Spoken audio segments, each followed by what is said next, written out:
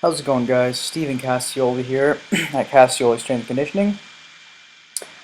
As promised, I am back. I just want to go over a few different things today. I'm going to talk about like nutrition timing, how to structure your program in terms of like better recovery, and just some foam rolling techniques and active recovery. So I'm going to talk about nutrition timing to start here. Um, a lot of us, I find, do not eat enough prior to training, and they don't really take into consideration that timing.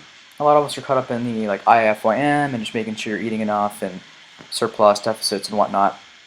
When it comes to performance, it's a lot more important to have that nutrition timing dialed in. Um, so what I recommend is eating a good carbohydrate dense meal 3 to 4 hours beforehand, before a training session, and then an hour before just a lighter snack with um, easy to digest carbohydrate. And so any types of fruits that you enjoy would be ideal. I find that super important because like if you're going to a training session really like with nothing in your system, it can really affect how you perform on that day, right? Let alone just how you feel in general, like just fatigued and your mind is not there. I think it's super important when if you want to perform well, you gotta have that nutrition timing down, and then following your workout, making sure that you're having something with a lot of protein just to repair those muscles. And another important aspect that I didn't cover there is hydrating.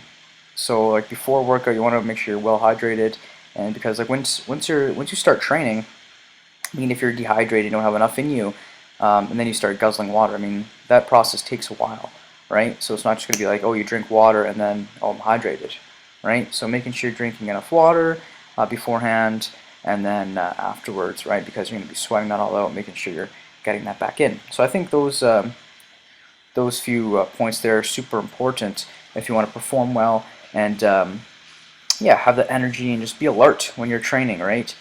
The next topic I want to cover is how you're structuring your program, right? So if you have a lot of like 2 or 3 high volume days in a row, or on the other hand, 2 or 3 very intense days in a row, that third day you want to make it obviously a little bit lighter. So if you're doing like say 2 super voluminous days, and then that third day, you know what, you're going to drop that volume a bit. So just allow your chance, give your body the chance to recover from that work done, and then being able to be prepared for those following training days. I find that a lot of people just hammer the volume, hammer it, hammer it, hammer it, and then that fatigue builds up, and I mean um, you're not going to be like focused, you're not going to have that energy, and then over time, I mean, it can lead to injury, right?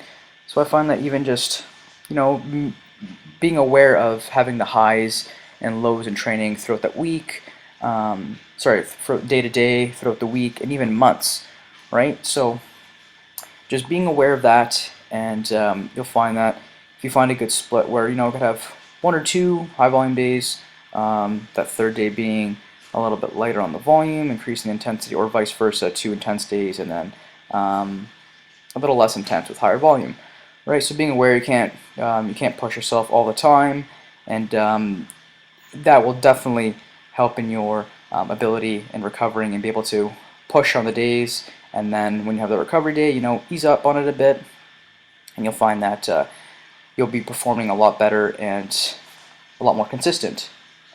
And then lastly, I want to talk about is just foam rolling and stretching. I find that this part is overlooked, or people don't do enough of, especially as powerlifters. I find that we just go in the gym, and then once we're done, we just like leave, just kind of pass over our legs with a foam roller for 20 seconds.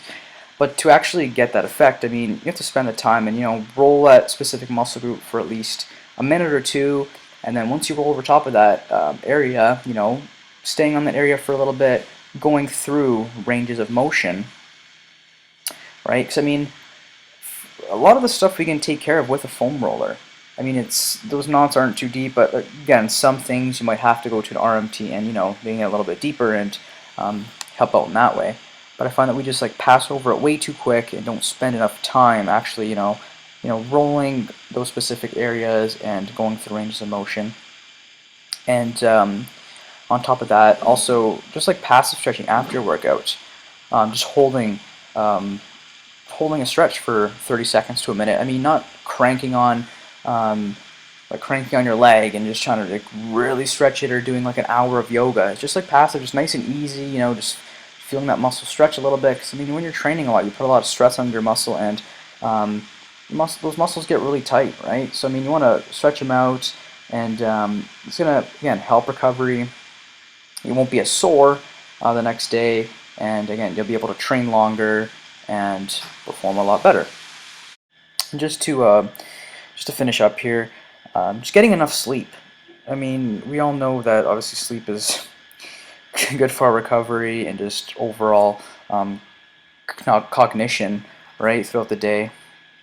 But yeah, just really trying to get that at least 6 to 8 hours a day or more, whatever you need. Because I mean, I think that's again just to top it off. If you're doing everything throughout the day and then at the end you're not getting enough sleep, that's going to throw off your recovery, right? So just doing your best to touch upon these things and doing the best you can to keep up with them, and you'll find that your training will be going a lot better, you'll be recovering a lot better, and you'll be able to therefore perform a lot better.